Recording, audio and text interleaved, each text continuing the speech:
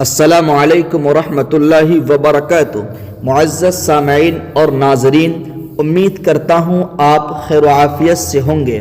جیسا کہ آپ کو معلوم ہے، آج کل جلسوں کا ایک دورہ شروع ہو چکا ہے۔ جگہ جگہ جلسے ہو رہے ہیں، خاص کر کے سیمانچل کا علاقہ، بہار کا علاقہ، جہاں جلسوں کا ایک دور شروع ہو چکا ہے۔ لوگ جلسے کرتے ہیں، اس کی پوری تیاری ہوتی ہے، ایک بجٹ تیار ہوتا ہے، تب جا کر کے جلسہ اپنے مقام کو پہنچتا ہے۔ یہ جلسہ اسی طرح نہیں ہو جاتا، بڑی محنت ہوتی ہے اس کے پیچھے، اور جلسہ اس لیے ہوتا ہے تاکہ قوم کے اندر، سماج میں، معاشرے میں بیداری پیدا ہو، دین پیدا ہو، لوگ دین سے جڑ جائے، لوگوں کے اندر سے برائی ختم ہو، لوگ نیکی کے راستے پہ چلنا شروع کر دے۔ اس لیے جلسے جلوس کرائے جاتے ہیں، معاشرے کے اندر اصلاح ہو جائے، معاشرے کی سدھار ہو جائے۔ اس لیے مقرروں کو بلایا جاتا ہے، تقریر کرنے والوں کو بلایا جاتا ہے، شاعروں کو اس لیے بلایا جاتا ہے تاکہ بھیڑ اکٹھی ہو جائے، لوگ جمع ہو جائے۔ ہر طرح کے لوگ ہوتے ہیں تو اچھی بات ہوتی ہے، تقریر سننے کا موقع مل جائے لوگوں کو۔ تو لیکن میں آپ کو بتاتا چلوں کہ یہ مقرر حضرات، یہ شاعر حضرات اسی طرح نہیں آ جاتے، بلکہ ان کو ہدیہ دے کر، تحفہ دے کر، اور ان کو پیسے دے کر بلایا جاتا ہے، باضابطہ ان کی خاطر تواضع کی جاتی ہے، تب جا کر کے یہ آتے ہیں۔ میں یہ بھی بتاتا چلوں کہ الحمدللہ ایسے بھی قوم کے رہبر، قوم کے رہنما، قوم کے علماء، امت کے علماء، امت کے مصلح علماء ایسے بھی ہیں جو الحمدللہ بغیر پیسے کے بھی آتے ہیں، قوم کی خدمت کرنے کے لیے، قوم تک اپنی بات کو پہنچانے کے لیے، اللہ کے پیغام کو عام کرنے کے لیے۔ لیکن جو اپنی تقریر کو بیچتے ہیں، شاعر بھی ہوتے ہیں جو اپنے شعر کو بیچتے ہیں، کہ دعا کرانے والے بھی ہوتے ہیں جو اپنی دعاؤں کو بیچتے ہیں۔ میری بات اگر بری لگے تو معاف کیجئے گا، ابھی میرے سامنے کئی ساری ویڈیوز، کئی ساری ریکارڈنگ میرے سامنے آئے، میں نے سنا، اپنے کانوں سے دیکھا بھی کہ ایک مقرر کو جلسے والے نے، کمیٹی والے نے دعوت دی کہ آپ کو اس تاریخ میں آنا ہے۔ ساری بات ہو گئی، کہا کتنے روپے لیں گے آپ؟ تو اس مقرر نے کہا کہ 40,000 روپے، 40,000 روپے کہا۔ تو جلسے والے نے کہا کہ 40 تو نہیں ہو سکتا، 30,000 ہم دے سکتے ہیں، آپ آ جائیے۔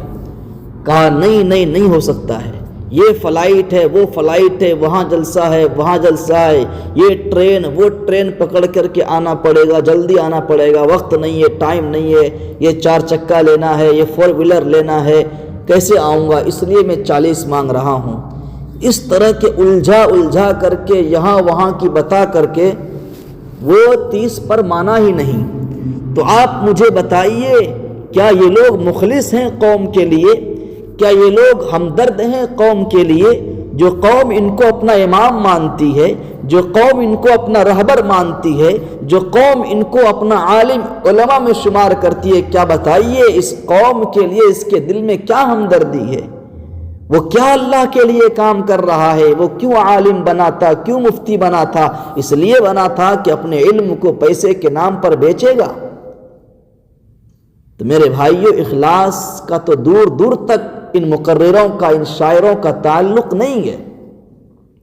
اس لیے میں یہ کہنا چاہتا ہوں آپ سے کہ ان چکروں میں مت پڑو، ان جلس و جلوس کے چکر میں مت پڑو مسلمانوں، ان سے بھلا نہیں ہونے والا ہے۔ اس لیے کہ یہ لوگ جو آپ کو سمجھانے آتے ہیں، یہ خود مخلص نہیں ہوتے ہیں۔ ان کی بات کیا اثر کرے گی آپ پر؟ جو اپنی بات کو بیچتا ہو، جو پیسے کی لالچ میں، پیسے کی حرص میں آپ تک آیا ہو، وہ کیا آپ کو پیغام دے گا؟ وہ کیا آپ کو دین کے راستے پہ لائے گا؟ جو شاعر اپنے شعر کو بیچتا ہے، نبی کی محبت کا نام لے کر کے، ڈھونگ رچا کر کے، پیسے کے نام پر کہتا ہے کہ نبی کے عاشق ہیں، نبی سے محبت کرنے والے ہیں، اس شعر کا کوئی فائدہ نہیں ہو سکتا۔ اس لیے میرے عزیزوں، میرے دوستو، میرے پیاروں، میں یہ کہنا چاہتا ہوں کہ آپ کے محلے میں جو آپ کا امام ہے، آپ کی مسجد کا جو امام ہے، وہ آپ کے لیے سب سے بڑے رہبر رہنما ہے، وہ آپ کے لیے سب سے بڑے امام ہے، جس کے پیچھے آپ 5 وقت نماز پڑھتے ہو، جس کے پیچھے آپ جمعے کی نماز ادا کرتے ہو، جس کے پیچھے آپ عیدین کی نماز ادا کرتے ہو، جو آپ کا جنازہ بھی پڑھاتا ہے، جو آپ کے بچوں کے کانوں میں اذان بھی دیتا ہے، وہ امام آپ کے لیے اصل امام ہے، وہ امام آپ کے لیے اصل رہبر رہنما ہے۔ آپ اس امام کی خدمت کر لیجئے، اس کی باتوں کو آپ مان لیجئے، انشاءاللہ آپ کا گھر بھی ٹھیک ہو جائے گا، آپ کا معاشرہ بھی ٹھیک ہو جائے گا۔ آپ اس امام کو ہدیہ تحفہ دیجئے، اس امام کی تنخواہ میں اضافہ کیجئے۔ ان ڈھونگ باز مقرروں کے چکر میں، ان پیسوں کے لالچ میں، نعت پڑھنے والوں کے چکر میں، جو اپنے ایمان کو بیچ رہے ہیں، جو اپنے ضمیر کو بیچ رہے ہیں، جو اپنی ٹوپی پگڑی کو بیچ رہے ہیں، ان پیسوں کے چکر میں ان کے پیچھے مت پڑو، ورنہ تباہ و برباد ہو جاؤ گے۔ میں برائی نہیں کر رہا ہوں، میں آپ کو بتا رہا ہوں کہ آج کیا حقیقت ہے، سماج کس راستے پر ہے، معاشرہ ہمارا کہاں پر ہے، اور ہمارا رہبر رہنما جس کو ہم مانتے ہیں وہ پیسوں میں بک گیا، اپنے ایمان کو پیسوں کے چکر میں بیچ دیا۔ اسی طرح کی ویڈیو آئے دن آپ کو بھی سننے کو ملتا ہوگا، اس لیے آپ ایسے لوگ سے بچ کر رہیں۔ ایسے لوگوں کو آپ کیوں بلاتے ہیں جو مخلص نہیں ہے قوم کے لیے، جو پیسے کے لیے مخلص ہے؟